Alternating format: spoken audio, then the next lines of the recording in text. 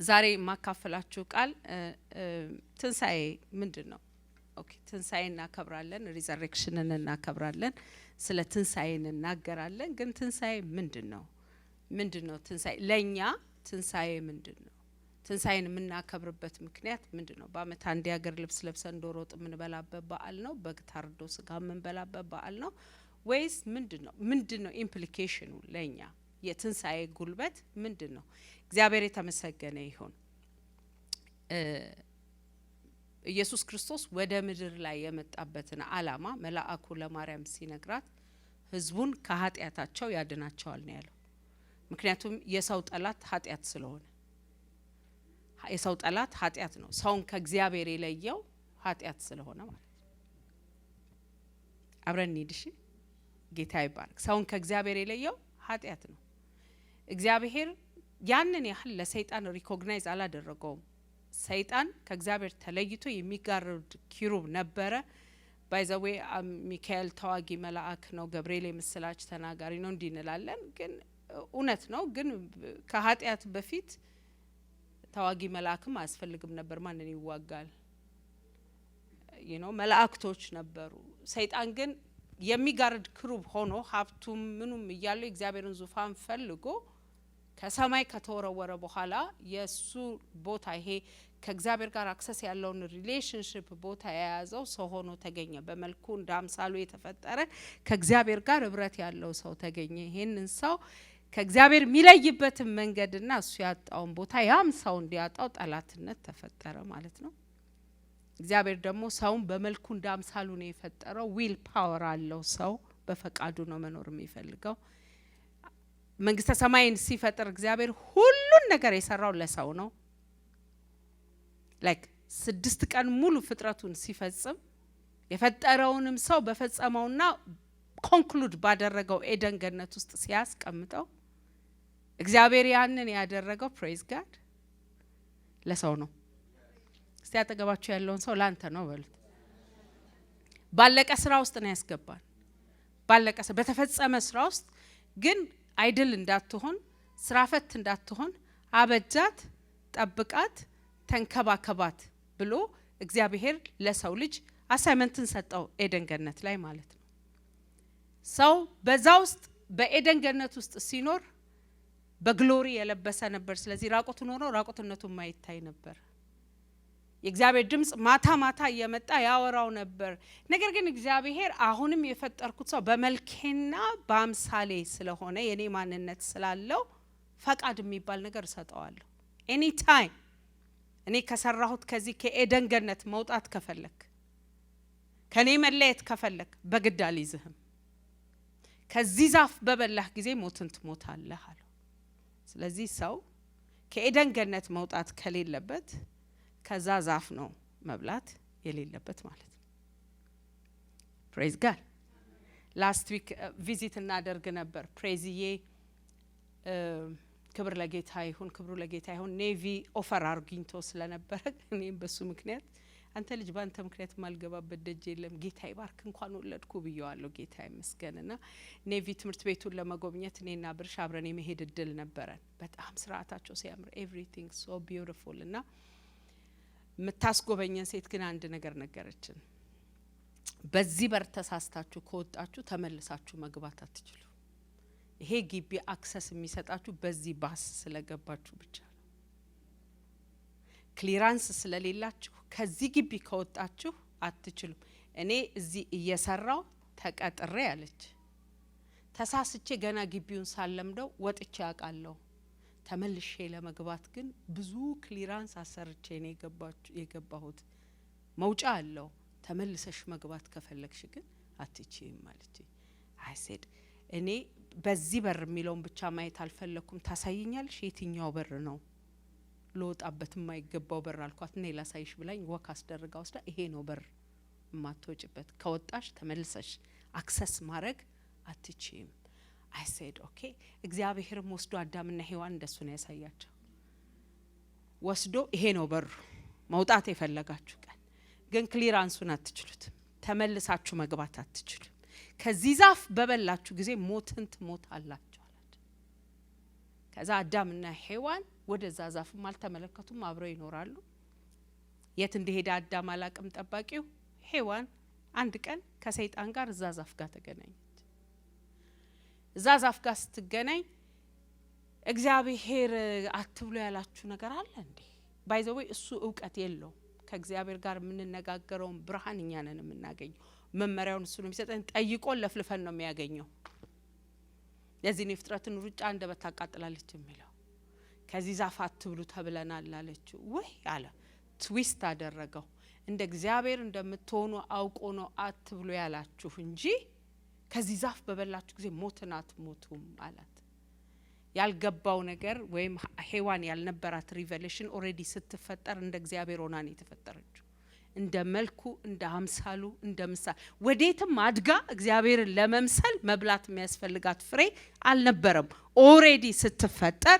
በመልኩ በአምሳሉ በምሳሌው ነበር የተፈጠረችው ነገር ግን በተንኮሉ ይላል መጽሐፍ ቅዱስ ሲናገር አሳታት በሳተች ጊዜ ልክ ከዛፉ ስትበላ የሆነው ነገር ራቁት ሆኖ ለዚህ ነው ሮሜ ምዕራፍ 3 ላይ ሁሉ ኃጢአት ሰርተዋል የእግዚአብሔርም ክብር ጎሏቸዋል ኢሚዲየትሊ ያ ግሎሪ ልብስ ወለቀ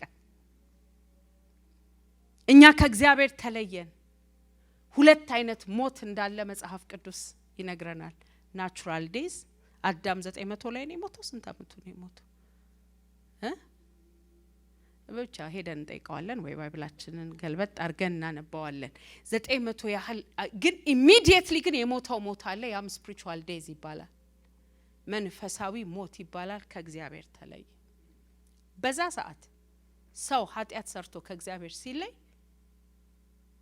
ምድር ሪያክት ማድረግ ጀመረች ይሄ የምታውቁት እሾህ አሜኬላ የብርሽ ደህንነት አስተማሪ ነበር ቡዜ ይባላል ይሄ በርበሬ በልቶ ሲያቃጥለው ይሄ ነገር ግን የተፈጠረው ከውድቀት በኋላ ሳይሆን አይቀርም ይላልን ብቻ ምድር ስትሬንጅ የሆኑ ነገሮች ማብቀል ጀመረች እሾህ አሜኬላ ምናምን ይሄ የሚያስጨንቅ ነገር በላም መብላት የሚባለው ነገር መጣ በሽታ አክሰስ አገኘ የምታቋቸው ቶርኔዶ ጎርፍ መሬት መንቀጥቀጥ ምናምን የሚባሉ ነገሩ ናቹራል ዲዛስተር ሁሉ መሆን የጀመረው ኃጢአት ወደ ሰው ህይወት አክሰስ ያደርጋል ኢቭን የምድር ነገር ሁሉ በቃ ኮራፕትድ የሆነ ዓለም ላይ መኖር ጀመረን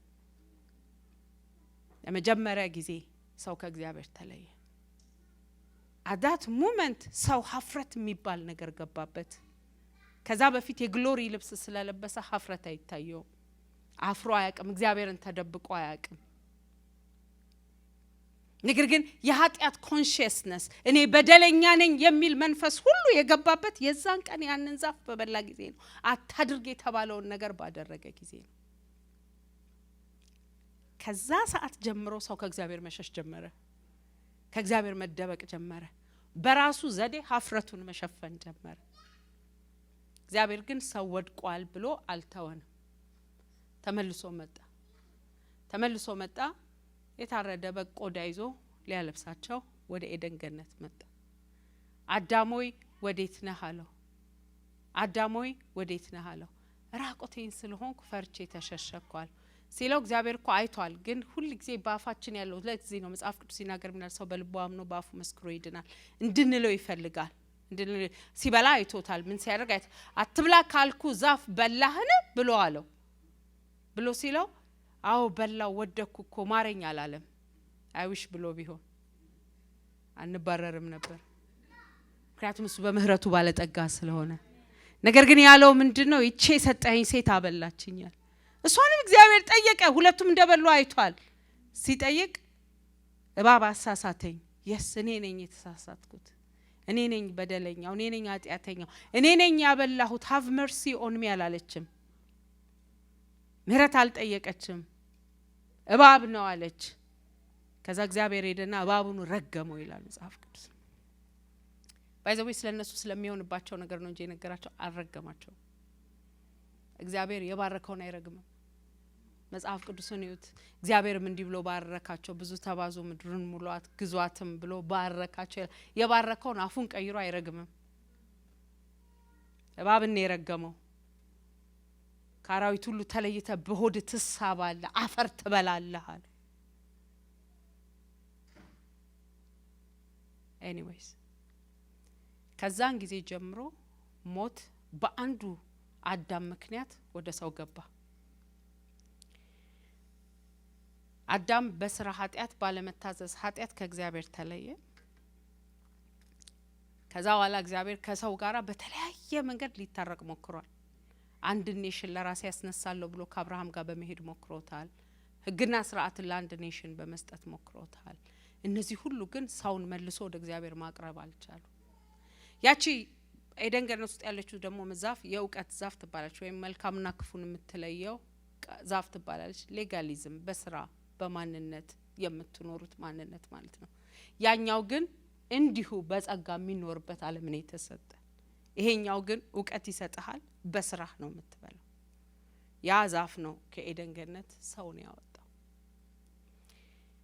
እንግዲያውስ ኢየሱስ ክርስቶስ ወደ ምድር የመጣበት ዓላማ ሰውን ከኃጢአት ማንሳት፣ ህዝቡን ከኃጢአት ሁሉ ያድናቸዋል። ስለዚህ ስሙን ኢየሱስ ትለዋለህ፣ አዳኝ ማለት ነው። ኢየሱስ መጣ ወደ ምድር። ኢየሱስ መጣና ምን አደረገ? ለእስራኤላውያኖች የተሰጣቸው ህግና ስርዓት ነበር። አንድ ሰው ኃጢአት ቢሰራ በአመት ውስጥ ያደረገው በደል ቢኖር አንድ ህግ ተሰጥቶታል። ያም ህግ ምንድነው? ንጹህ በግ አሜን፣ ምንም እንከን የሌለው በግ ያመጣና ለካህኑ ያሳየዋል።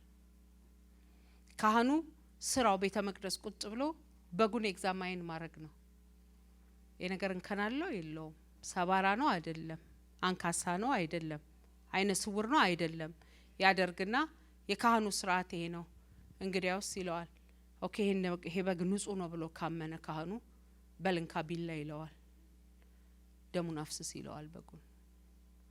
በጉን ደሙን ካፈሰሰ በኋላ መሰዊያ ላይ አርገው ይለዋል። እንደሱ ከማረጋቸው በፊት ግን ደሙን ምንም ከማድረጉ በፊት ሰውየው በጉን ያመጣው ሰውዬ እጁን በጉ ላይ ይጭናል። እጁን በጉ ላይ ሲጭን እሱ ውስጥ ያለው ኃጢአት ምሳሌነቱ በሙሉ እዚህ ንጹህ በግ ላይ ነው የሚገባው። እሱ ብቻ ሳይሆን እዚህ ንጹህ በግ ውስጥ ያለውን ደግሞ ቅድስና እሱ ውስጥ ትራንስፈር እንደሚያደርግ።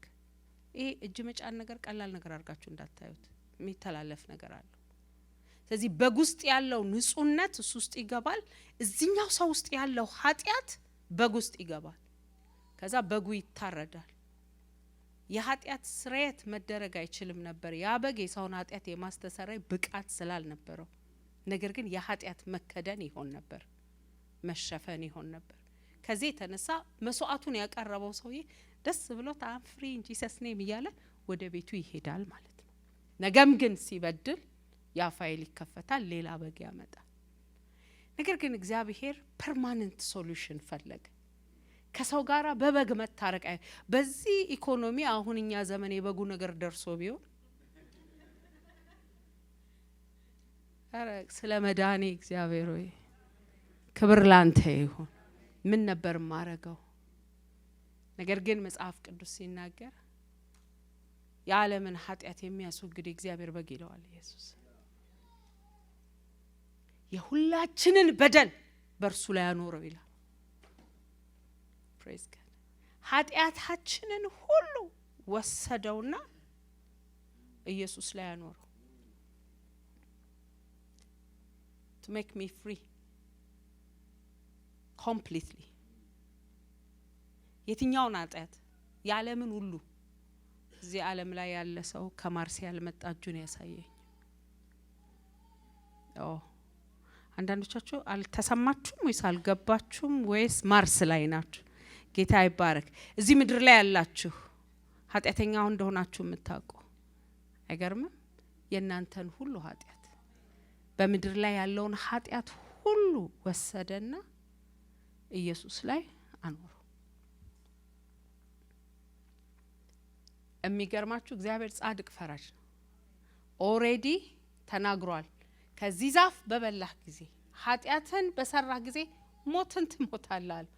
የኃጢአት ደግሞ ደሞዝ ሞት ነው። ስለዚህ ሰው ኃጢአት በሰራ ጊዜ ሞት መሞት ግዴታ አለበት። እግዚአብሔር ቃሉን አይሽርም። he's a king። የንጉስ ውበቱ ቃሉን አለመሻሩ ነው። ዋው! መጽሐፍ ቅዱሳችሁን አጥኑት። ማንም ከንጉሶች ካንተ በስተቀር ማንም እንዳይጸልይ እዘዝ አሉት። ዳንኤልና ንጉሱ በጣም እንደሚዋደዱ ያውቃሉ፣ ቀኑበት። ከዚህ የተነሳ ማንም ወደ አምላኩ እንዳይጸልይ ደሞ ቆንጥጠው ሊይዙት ሲፈልጉ ካንተ በስተቀር አሉት። ካንተ በስተቀር ማንም መጸለይ እንዳይችል እዘዝ አሉት።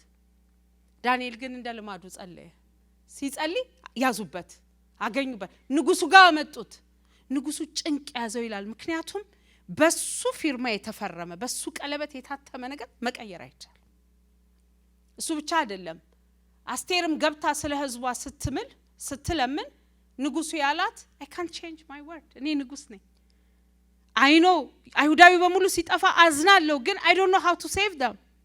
ባይሆን ሌላ ደብዳቤ ላውጣ አለ። አራማጃግ ሌላ ደብዳቤ ላውጣ ልጻፍ፣ ከዚህ ከክፉ ደብዳቤ በፊት ሌላ ማህተም ላርግላችሁና ቀድማችሁ ድረሱ ሂዱ አላቸው። አሁንም እግዚአብሔር ይዋሽ ዘንድ ሰው አይደለም። የኃጢአት ደሞዝ ሞት ነው ብሏል። ስለዚህ ኃጢአት የሰራው ሁሉ መቀጣት አለበት። ቃሉን ግማጠፍ ስለማይችል ንጹህ በግ ማግኘት አለበት። ሁላችን የአዳም ዘር ተሸካሚዎች ነን። አብርሃም ቢሄድ የአዳም ዘር ነው።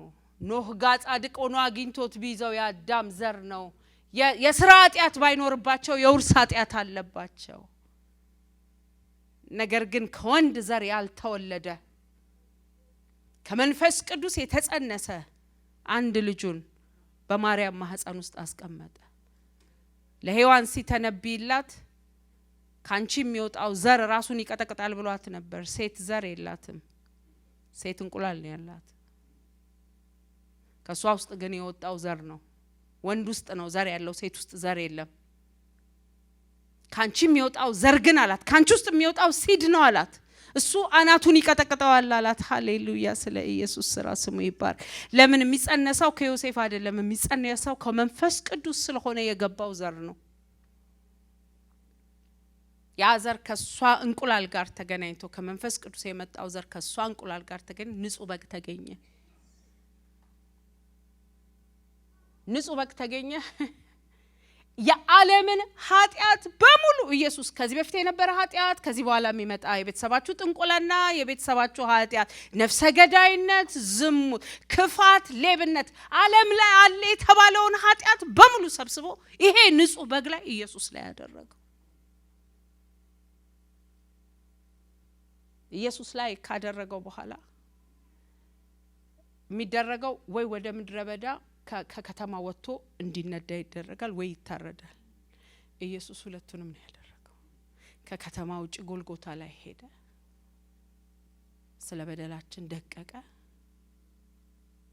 ህመማችንን ተቀበለ፣ የደህንነታችንን ተግሳጽ ወሰደ፣ ተገረፈ፣ ተሰቃየ፣ ታመመ፣ ሄደት ኦል ከዛ የደህንነታችንን ተግሳጽ ወሰደ። ከዛ በኋላ ኢየሱስ ክርስቶስ በደላችንን ወስዶ መስቀል ላይ ተፈጸመ ብሎ ነፍሱን አሳልፎ ሰጠ። ፕሬዝ ጋድ። ከዚህ አንቺ የምታመጪው ንጹህ በግ የለም። ሌላ ጊዜ እኛ ነን እንደ ስርዓቱ እንደ ህጉ በጉን ይዘን የምንሄደው። ይሄንን በግን ያዘጋጀው እግዚአብሔር ነው። የእግዚአብሔር በግ የሆንከው ልቤን በፍቅር ያደስከው ጓዴ ኢየሱስ እስኪና እያልን መዘመር የቻልነው እግዚአብሔር የሰጠን በግ ነው። የኔ በግ አይደለም። በጉን የሚያዘጋጀው እግዚአብሔር ነው። እንድንበት ዘንድ ከሰማይ በታች የተሰጠ ይሄ በግ ነው። ሃሌሉያ! ከዛ ሁላችንን በደል እሱ ላይ ያኖረ፣ ፊቱን አዞረበት። እግዚአብሔር ኃጢአት ማየት አይችልም። የዓለም ኃጢአት ሁሉ ኢየሱስ ላይ ስለነበረ ፊቱን አዞረበት። እስከ መጨረሻ ነው እግዚአብሔር ኃጢአት የሚጠላው። በፓሽን ነው የሚጠላው ኃጢአት። ምን ማለት እንደሆነ ታውቃላችሁ? አንድ እግዚአብሔር ሰው እንዲህ ሲል ሰማሁት። በጣም የምትወዱትን ሰው ካንሰር ቢይዘው ካንሰሩን በምንድን እንደ ፓሽን ነው አይደል የምትጣሉት?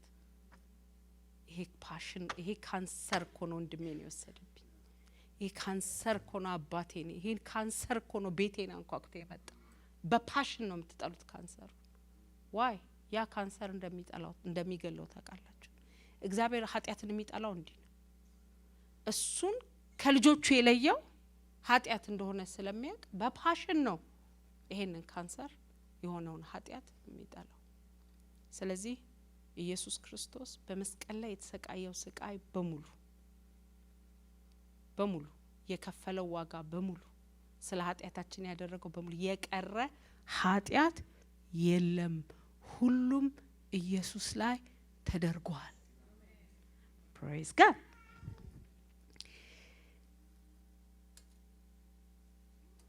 ኢየሱስ ኃጢአቴን ሁሉ ወስዷል ብለን ስናምን በዛ ሞመንት ጸደቀ።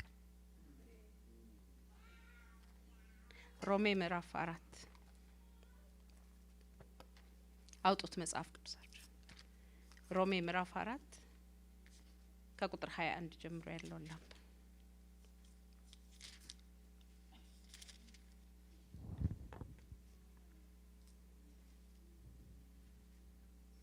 ጌታ ይመስገን።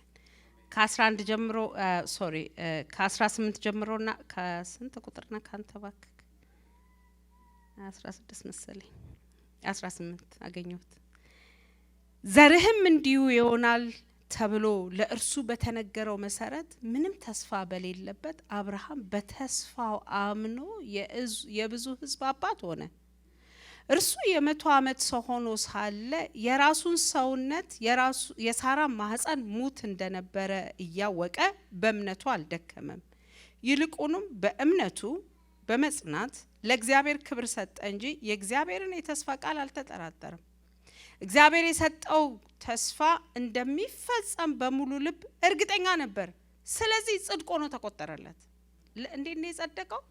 ያለው ልክ ነው ብሎ አመነ። ተሰማው አይልም፣ አመነ ነው የሚለው። ፕሬዝ ጋድ። አሁን ይላቁ መጥቶ እኔ እንዳገባው አይሰማኝም ቢል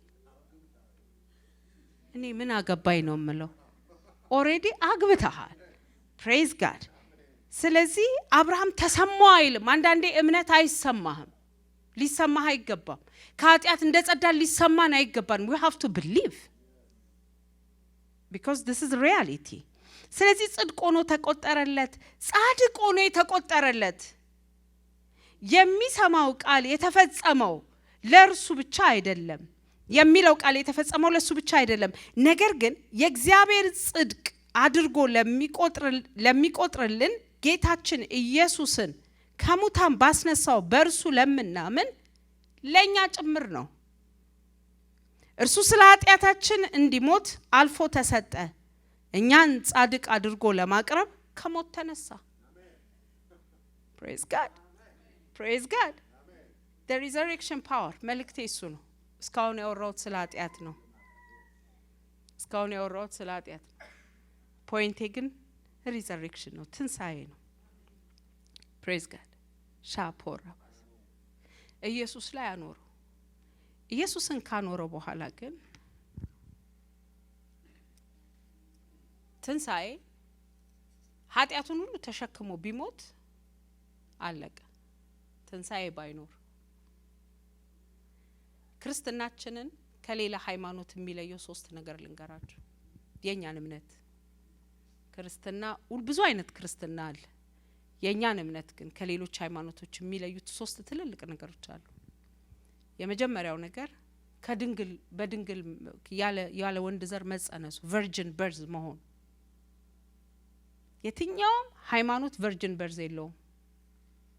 ኢየሱስ ብቻ ነው ከድንግል የተወለደ፣ ያለ ወንድ ዘር የመጣ ኢየሱስ ብቻ ነው። ፕሬዝ ጋድ። ሁለተኛ የኛን እምነት ወይም ሃይማኖት በክርስቶስ ማመን ለየት የሚያደርገው ሚራክሎቹ፣ ድንቆቹ፣ ሳይንስ ኤንድ ወንደርስ የትኛውም ሃይማኖት የሆነ ጉንድሽ ሲቀጥል አታዩት፣ እውር ሲያበራ አታዩት። በት ጂሰስ የሆነ አስማት ይሰራል፣ የሆነ ነገር ሳት ምናምን፣ ግን ይሄ እግዚአብሔር እጅ ስራ ላይ ገብቶ አታዩት። በሶስተኛ ደረጃ የትኛውም ሃይማኖት ትንሳኤ የለውም። አምላካቸው እንዳለ ሞቷል። ቡድሃ ሞቷል፣ መሐመድ ሞቷል፣ ሁሉም ሞተዋል። ከመቃብር በኋላ ህይወት ያለው ትንሳኤ ያለው ኢየሱስ ብቻ ነው። ፕሬዝ ጋድ። ሞራል አይደለም። ቢሰማንም ባይሰማንም ኢየሱስ ሞትን አሸንፎ ተነስቶ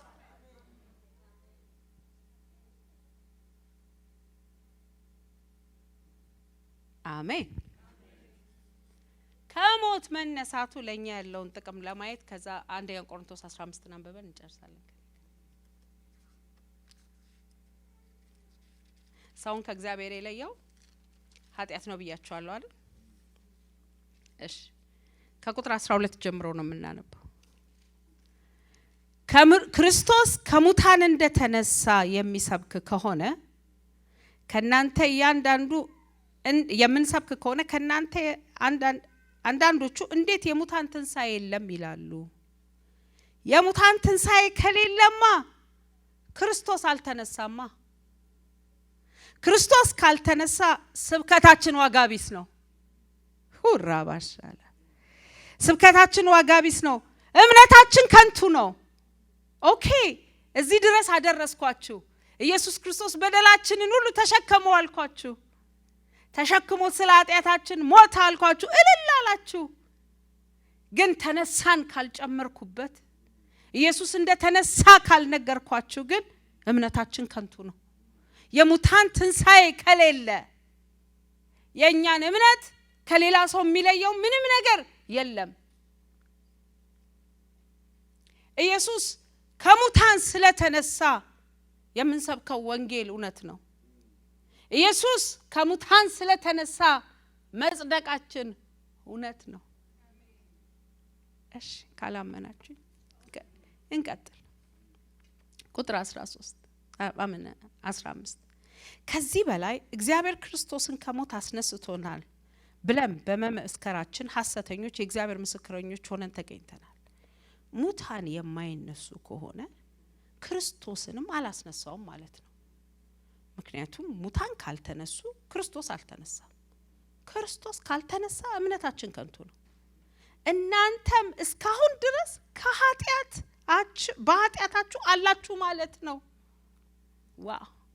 ትንሳኤም እንዳረገልን ታውቃላችሁ። ልክ ኢየሱስ ኃጢአታችንን ይዞ መቃብር ገብቶ ቀርቶ ቢሆን ለዚህ ነው ባይዘው የከፈሉት።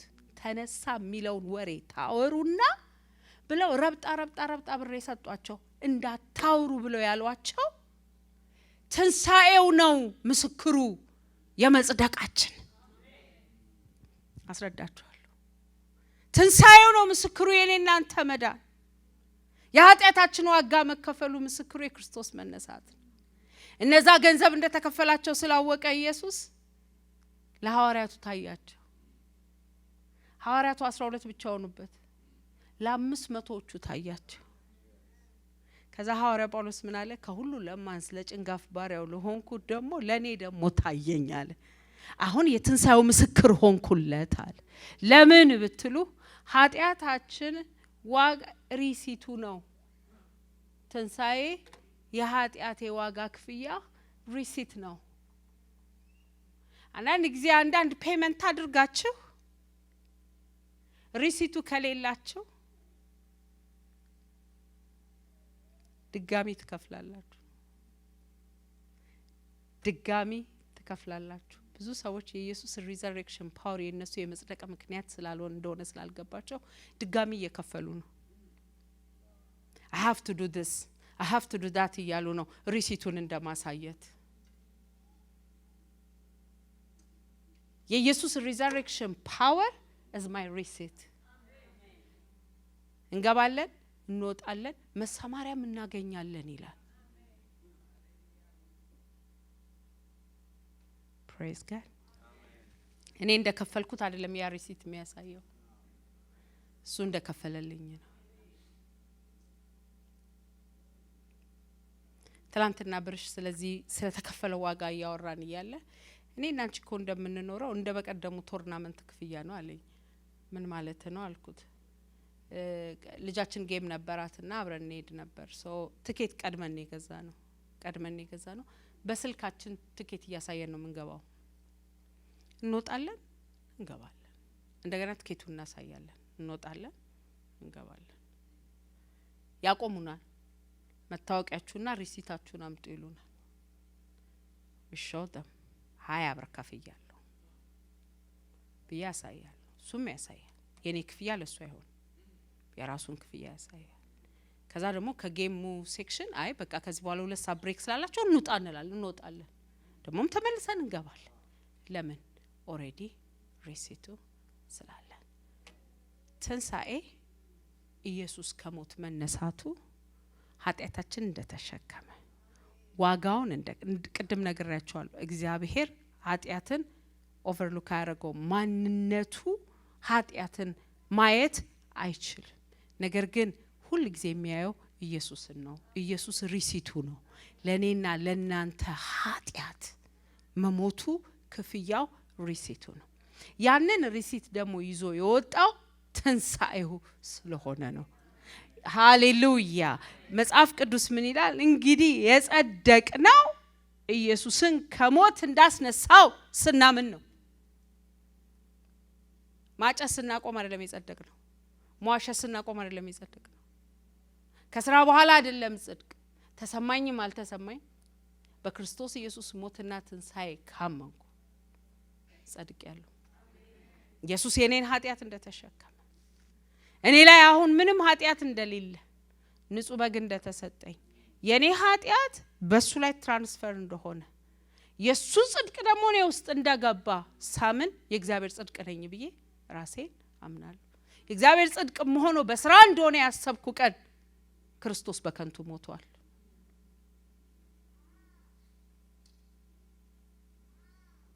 ወንጌል ከንቱ ነው። ሰዎችን ሁሉ የሚያድን የእግዚአብሔር ጸጋ ተገልጧል ብሎ ከዚህ በኋላ ማውራት አያስፈልግም። ነገር ግን በምንም አይነት እስራትና ኃጢአት ውስጥ ብንሆን ክርስቶስ የኔ ጽድቅ ነው፣ ስለኔ ሞቷል። የኔ ኃጢአት በሙሉ በክርስቶስ ኢየሱስ ውስጥ ገብቷል። እኔ ነፃ ነኝ። ነፃም ሆኖ ደግሞ ኢየሱስ ጽድቅ እኔ ውስጥ ስለገባ ነው ብዬ ሳምን ከዛ ደግሞ ሰይጣን ውሸት በምን አወቅሽ ሲል ኢየሱስ ከሞት ተነስቶ He's my receipt. Praise God. ቀጥለን እናንበብ። እንግዲህ ከሆነ ክርስቶስ ያንቀላፉት ጠፍተዋል ማለት ነው። ክርስቶስ ተስፋ ያደረግነው ለዚህ ህይወት ብቻ ከሆነ ከሰው ሁሉ ይልቅ ምስኪኖች ነን ወይም የምናሳዝነን። ነገር ግን ክርስቶስ ላንቀላፉት ሁሉ በኩራት ሆኖ በርግጥ ከሙታን ተነስቷል። ሞት በአንድ ሰው በኩል እንደመጣ የሙታን ትንሳኤ በአንድ ሰው በኩል ሆኗል። ሃሌሉያ ሃሌሉያ። ክርስቶስ ኢየሱስ ከሙታን ከመነሳቱ የተነሳ የኃጢአት ክፍያ የሪሲት እጄ ላይ አለ። ዛሬ ኃጢአታችሁ እንደተደመሰሰ ታምናላችሁ ነው? አንድ 3 ወር ንጹህ ኃጢአታችን ይደመሰስ ምን እናርግ? እንስራ? ተራራ እንውጣ? ነው የኔን ኃጢአት የተሸከመ ኢየሱስ አለ። ሪሲታችሁ ምንድነው? በምን እርግጠኛ ናችሁ? መልሱልኝ። አውጁት። በዛ ነው የጸደቅነው በኢየሱስ ትንሳኤ። ፕሬዝ ጋድ። ሁለተኛ ኢየሱስ ክርስቶስ ሪዘሬክሽን ካደረገልን ሪሲት ብቻ አይደለም የሰጠን፣ ህይወት ሰጥቶናል። ላይፍ ኢየሱስ ምን አለ? እኔ ቅድም ሀልዬ ስታነባው ነበር ጥቅሱ። ትንሳኤና ህይወት እኔ ነኝ ያለ። ትንሳኤና ህይወት እኔ ነኝ። ፕሬዝ ጋድ። እኔ ውስጥ የሞተ ነገር እንዳይኖር ነው ኢየሱስ ሕያው የሆነው። because resurrection is life. ሪዘሬክሽን ማለት ትርጉሙ ራሱ ማለት ነው የሆነ ነገር ነበረ። ትንሳኤ ማለት ትርጉሙ ማለት ይኖር ነበር፣ ከዛስ ሞተ፣ ከዛስ ተነሳ። ሃሌሉያ። ለዚህ ነው ሐዋርያው ጳውሎስ እንግዲህ የምንኖረው ኑሮ አለ ለሞተልኝና ለተነሳልኝ ለኢየሱስ አሁን ሕያው ሆኜ አላይቭ ሆኜ እኖራለሁ። ዋይ ከሱ ጋር ከሞትን ከርሱ ጋር እንነሳለን። ፕሬዝ ጋድ። ስለዚህ በእናንተ ላይ ሞት ጉልበት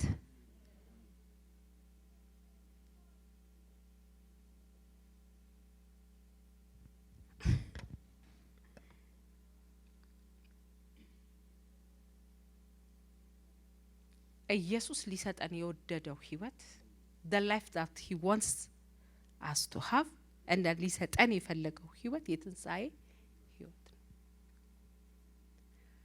እሱ ኖሮ ስለሞተ ሞቶ ስላልቀረ ስለተነሳ ከዚህ በኋላ እንድንኖር የሚፈልገው ህይወት ከመሞቱና ህይወቱን ከመስጠቱ በፊት ያለውን ህይወት እንድንኖረው አይፈልግም። ነገር ግን የነጻነትን ህይወት አሁን የትንሳኤውን ህይወት እንድንለማመደው ክርስቶስ ስለኛ ሞቶ ተነሳ። እኔ ያለኝ ህይወት በሉስቲ የትንሳኤ ህይወት ነው።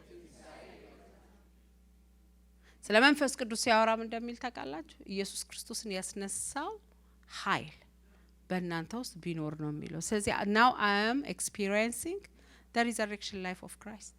የትንሳኤ ህይወት ነው፣ ሞት የማይዘው ህይወት ነው የምንኖረው። ፕሬዝ ጋድ። ሕያዋን ነው የሆነው። የሙታን ትንሳኤ በአንድ ሰው በኩል ሆኗል። ሰዎች ሁሉ በአዳም እንደሚሞቱ እንደዚሁ ሰዎች ሁሉ በክርስቶስ ሕያዋን ይሆናሉ። ሰማችሁ? ሰዎች ሁሉ በአዳም ምን ሆኑ? ሰላም ለእናንተ ይሁን፣ ደህና ደሩ።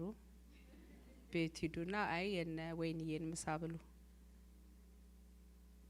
አብረን አንብብ ቁጥር 21 ሞት በአንድ ሰው በኩል እንደመጣ የሙታን ትንሳኤ በአንድ ሰው በኩል ሆኗል። ሰዎች ሁሉ በአዳም እንደሚሞቱ እንደዚሁ ሰዎች ሁሉ በክርስቶስ ሕያዋን ይሆናሉ። በቃ የገባው አንድ ሰው ካገኘው ይበቃል። ሕያው ነኝ እኔ በክርስቶስ አንድ ሕያዋን ይሆናሉ። ነገር ግን እያንዳንዱ በራሱ ተራ ይሆናል። አንዴ አይደለም ሕያዋን ተራ በተራ ወደ ሕያውነት እንቀየራለን። ገባችሁ አይደለ? ይሆናል። መጀመሪያ በኩራት የሆነው ክርስቶስ ነው። ከዛ በኋላ እሱ ሲመጣ የእርሱ የሆኑት ሁሉ ይሆናሉ። እዚያ ግን ከዛም ግዛትን፣ ስልጣንን፣ ኃይልን ሁሉ ከደመሰሰ በኋላ መንግስትን ለእግዚአብሔር አብ ሲያስረክብ ያን ጊዜ ፍጻሜ ይሆናል። ጠላቶች ሁሉ ከእግሩ ስር እስከሚደረግ ድረስ ሊነግስ ይገባዋልና። የሚደመሰሰው መጨረሻው ጠላት ሞት ነው። አይገርምም? ብዙ ጊዜ ኢየሱስ ክርስቶስ ለመጣ ሲባል ሰው ምን ይላል? ከሞት ሊያድነን ይላል። እሱ የመጨረሻው ነው ይላል መጽሐፍ ቅዱስ። የመጀመሪያው ከኃጢአት ሊያድነን ነው የመጣው። በመጨረሻ የሚደመሰሰው ስልጣኑ የሚወሰደው ሞት ነው። ባይዘው ሞት ሁሉ ጊዜ እንግዳ ነው። ሰው ለመሞት ስላልተሰራ ሁሉ ጊዜ የ90 ዓመት ሰው ሁሉ ሞተ ስንባል እንደነግጣል። ለምን ብትሉ ሁሉ ጊዜ ለመኖር ነበር የተሰራ ነው። ሞት ኢንትሮዲዩስ የሆነው ከኃጢአት የተነሳ በአዳም በኩል ነው ሞት ወደ ሰው የገባው። የኃጢአት ደሞዝ ሞት ስለነበረ ሁሉ ጊዜ ለሰው ልጅ ሞት እንግዳ ነው። ቢካዝ ሰው ለሞት ስላልተሰራ። እኔ እንደውም እንደሚመስለኝ ታውቃላችሁ ሁላችንም እንትን መንግስተ ሰማይ ስንሄድ 30 ዓመታችን ላይ ምን ሆነ ይመስለኛል። እንደሱ ነው የሚሰማኝ። I don't know why ሳይሆን ምክንያት የሚመስለኝ ኢየሱስ የሞተበት እድሜ 33 ስለሆነ ሁሌ ያንግ forever ያንግ ሆነን እንድንኖር ነበር እግዚአብሔር ያሰበው። ስለዚህ ያንን እድሜ ሪስቶር ሊያደርገው ይመስለኛል። ለዚህ ነው አሮጊት የሆኑ ሰዎችም ሞተው የሆነ ሰው ሄቨን ቪዚት ማረክ ሲያይ ሰው ሴትዮዋ ወጣት ሆኖ ነው የሚያገኟቸው። ምክንያቱም ይሄ ማርጀት በሽታ ምናምን የሚባለው ከኃጢአት በኋላ የመጣ ነው። አዳምና ሔዋን ሕፃን ነበሩ፣ ዳይፐር ቀይረው ከዛ አድገው አይልም መጽሐፍ ቅዱስ። እንዳደገ ሚስት ነው ያገባው እንደተፈጠረ ሴት። ስለዚህ እግዚአብሔር ፎሬቨር ያንግ ሆነን እንድንኖር ነበር ያሰበው ማለት ነው። ፕሬዝ ጋድ። የሚደመሰሰው የመጨረሻው ጠላት ሞት ነው። ሞት ጠላት ነው ለሰው። ሁሉን ነገር ከእግሩ በታች አስገዝቶለታል ተብሏልና፣ ነገር ግን ሁሉን ነገር እስካስገዛለት ሲል ሁሉ ነገር ከክርስቶስ ስር እንዲገዛ ያደረገው እግዚአብሔርን አይጨምርም። እንደማይጨምር ግልጽ ነው። ሁሉ ከተገዛለት በኋላ እግዚአብሔር ሁሉ በሁሉ እንዲሆን ወልድ ራሱ ደግሞ ሁሉን ላስገዛለት ለእርሱ ይገዛል። ትንሣኤ ከሌለማ ለሞቱ ሰዎች ብለው የሚጠመቁት ምን እያደረጉ ነው? ሙታን ከቶ ማይነሱ ከሆነ ሰዎች በእነሱ ብለው ለምን ይጠመቃሉ? እኛስ ብንሆን ዘወትር ላደጋ የምንጋለጠው ለምንድን ነው? ትንሣኤ ከሌለ ለምንድን ነው ለዚህ ወንጌል የምንኖረው? ሞተን የምንቀር ከሆነ ዋይ ለምንድን ነው ሁሉ ጊዜ ላደጋ የምንጋለጠው? ለምንድን ነው የምንቀደሰው? ለምንድን ነው ጌታን መስለን መኖር የምንፈልገው? ወንድሞች ሆይ እኔ በየቀኑ ሞታለሁ። ይህንንም የጌታችን በክርስቶስ ኢየሱስ በእናንተ ላይ ባለኝ ትምክህት አረጋግጣለሁ። በኤፌሶን ከአራዊት ጋር የታገርኩት ለሰው አስተያየት ብቻ ከሆነ ትርፌ ምንድነው? ጀግና ነው ለመባል ከሆነ ይህንን ዋጋ የከፈልኩት፣ ከአውሬዎች ጋር ኤፌሶን ቁጭ ብዬ የታገልኩት፣ ከአትላንታ ህዝብ ጋር ቁጭ ብዬ ዋጋ የከፈልኩት ብራቮ ለመባል ብቻ ከሆነ ትርፌ ምንድነው? ሙታን የማይነሱ ከሆነ ነገ ስለምንሞት እንብላ እንጠጣ እንደማለት መሆናችን ነው። አትሳቱ። መጥፎ ጓደኝነት መልካሙን አመል ያበላሸዋል። ትንሣኤ እንዳለ ካላመናችሁ ህይወቴ ብቻ ከመሰላችሁ እንበላ እንጠጣ እንጨፍር ከሚለው ጋር ነው የምትኖሩት። ክፉ ባልንጀርነት መልካሙን አመል ያጠፋዋል። ስለዚህ ትንሣኤ የመቀደሳችን ጉልበት ነው። እንድጨርሰው እንሂድ። ወደ ሰከነ ልቦናችሁ ተመለሱ። ኃጢአት አትስሩ። እግዚአብሔርን የማያውቁ አሉና ይህን የምለው እንዳሳፍራችሁ ነው። ነገር ግን ሙታን እንዴት እነሳሉ ብሎ የሚጠይቁ መጡ። የሚመጡትስ በምን አይነት አካል ነው የሚል ሰው ሊኖር ይችላል። ሙታን ይነሳሉ ስንል ትንሣኤ ለእግዚአብሔር ብቻ አይደለም ማለት ለጌታ ኢየሱስ ብቻ አይደለም። እኛም እንነሳለን። እንግዲህ ሃይማኖታችን ከንቱ ነው ከሙታን ካልተነሳን ብለናል። ታዲያ ምን ሆኖ ይመጣሉ የሚሉ ሰዎች አሉ አለና አብራራው ሐዋርያው ጳውሎስ። አንተ ሞኝ፣ የምትዘራው ካልሞተ ህይወት አያገኝም። ግልጽ ነው። የምትዘራው የስንዴ ወይም የሌላ አይነት ዘር ቅንጣት ብቻ እንጂ ወደፊት የምታገኘውና አካል አይደለም። ትንሽዬ ስንዴ ትሰራለህ፣ ሃርቨስት ታመጣለህ፣ ትልቅ አካል ነው የምታገኘው። የምትዘራው ግን አካሉን አይደለም ፍሬውን ነው። አያችሁ? እግዚአብሔር ግን እንደ ፈቃዱ አካልን ይሰጠዋል። በእያንዳንዱ የዘር አይነት የራሱን አካል ይሰጠዋል። ስጋ ሁሉ አንድ አይደለም። የሰው ስጋ አለ፣ የእንስሳ ስጋ አለ፣ የአሳ ስጋ አለ። እነዚህ ሁሉ ሌላ ሌላ አይነት ናቸው። እንዲሁ አለ ሰማያዊ አካል አለ፣ ምድራዊ አካል አለ። ፕሬዝ ጋድ። ነገር ግን የሰማያዊ ክብር አንድ ነው፣ የምድሩ ክብር ሌላ ነው። የፀሐይ ክብር አንድ አይነት ነው፣ የጨረቃ ክብር ሌላ ነው፣ የከዋክብት ደግሞ ሌላ ነው። እያንዳንዱ ክብር ከሌላው ክብር ይለያያል። የሙታን ትንሣኤ እንዲሁ ነው። አሜን። ትንሣኤ አለ። ተው አሜን በሉ። ለትንሣኤ አሜን ያላላችሁ ለምን አሜን ትላላችሁ? ስጋ የተለያየ ነው አለ። የአሳ ስጋ አለ፣ የከብት ስጋ አለ፣ የእንስሳ ስጋ አለ፣ የዘር ስጋ አለ፣ የሚበሰብስ አለ፣ የማይበሰብስ። የሰውም እንደዚህ ሆኗል። የመንፈሳዊ አካል አለ፣ ስጋዊ አካል አለ። የሙታን ትንሣኤ እንደዚህ ነው። የሚበሰብስ አካል ይዘራል፣ የማይበሰብስ አካል ሆኖ ይነሳል። ስለዚህ we are alive፣ ሕያዋን ነን። እቺ የምናድርባት ስጋ ቀኗ ደርሱ ለሁሉ ጊዜ ያለው ይላል አይደል? ቀደም ያነበብነው ጥቅስ ላይ በሁሉ በየተራው ይላል። ተራ ደርሶ ስንሄድ የሚበሰብሰውን እንዘራዋለን።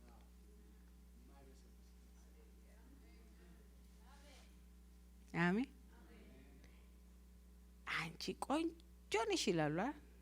እናቴ ሃኒ አይ ላቭ ዩ ሶ ማች የሚበሰብስ ነው የለብሽ። ህይወት የማይበሰብሰውን በለበሰ የማይበሰብሰውን እንለብስ ዘንድ ኢየሱስ በደላችንን ኃጢአታችንን በራሱ ላይ አድርጎ እዳችንን እንደከፈለ የሚያሳይ ሪሲት ይዞ ወጣ። በውርደት ይዘራል ይሄ ስጋ፣ በክብር ይነሳል። በድካም ይዘራል፣ በኃይል ይነሳል። ፍጥረታዊ አካል ይዘራል፣ መንፈሳዊ አካል ይነሳል። ፍጥረታዊ አካል ካለ መንፈሳዊ አካል ደሞ አለ። ስለዚህ የመጀመሪያው ሰው አዳም ሕያው ነፍስ ሆነ ተብሎ ተጽፏል። የኋለኛው አዳም ግን ሕይወትን የሚሰጥ መንፈስ ነው። ነገር ግን በመጀመሪያ የመጣው መንፈሳዊ ሳይሆን ፍጥረታዊ ነው። ከዛ በኋላ መንፈሳዊ መጣ። የመጀመሪያው ሰው ከምድር የተገኘ ምድራዊ ነው። የኋለኛው ግን ሰማያዊ ነው። ከምድር የሆኑት እንደ ምድራዊ ናቸው፣ ከሰማይ የሆኑት እንደ ሰማያዊ ናቸው። የምድራዊውን ሰው መልክ እንደለበስን የሰማያዊውን ሰው መልክ ደግሞ እንለብሳለን። ወንድሞች ሆይ ይህን እነግራችኋለሁ፣ ስጋና ደም የእግዚአብሔር መንግስት አይወርሱ። የሚጠፋው የማይጠፋውን አይወርስም። ሰው መንግስተ ሰማይ መሄድ የሚፈልጋል፣ በሚጠፋ ስጋ መሄድ አይቻልም። የሚጠፋው የማይጠፋው መውረስ አይችልም። የሚበሰብስ የማይበሰብሰው መልበስ አይችልም። ይሄንን መዝራት አለብን። ይሄንን ከመዝራታችን በፊት ግን የክርስቶስን ጽድቅ በመንፈሳችን ውስጥ ያለውን ሕያውነት በክርስቶስ ኢየሱስ ሞትና ትንሣኤ በማመን የእግዚአብሔር ልጅ በመሆን ልንቀበለው ይገባል። ስለዚህ ትንሣኤ በዓል አይደለም ለኛ፣ ትንሣኤ ሕይወት ነው። ሃሌሉያ! የእግዚአብሔርን ሕይወት ምን ለማመድበት የምንካፈልበት ነው። ትንሣኤ ለኛ የኃጢአታችን ዋጋ እንደተከፈለ ሪሲታችን ነው።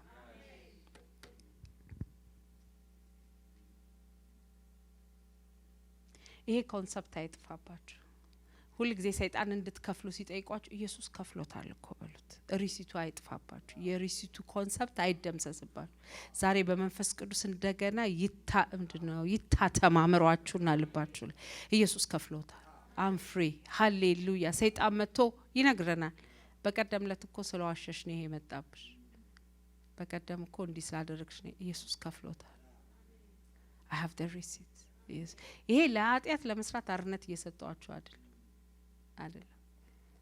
በተለይ የዚህ ፈራሽ ስጋ ትልቁ ምግቡ ኃጢአት ስለሆነ አታብሉት፣ ስታርቭ አርጉት። እንደው ለዚህ ነው ሐዋርያው ጳውሎስ ስጋዬን በጥርሴ ነክሼ ይዘዋለሁ። ከምድር ስለተሰራ ምድራዊ ነገር ይወዳል። ሰማያዊውን አካል ስንለብስ ነው ለሰማያዊ ነገር ክሬቭ የሚያደርግ ስጋ የሚኖረን። ስጋቸውን የገዙ ሰዎች ናቸው መንፈሳቸው ስትሮንግ ሆኖ ይሄንን ስጋ አስገዝተው መኖር የሚችሉት።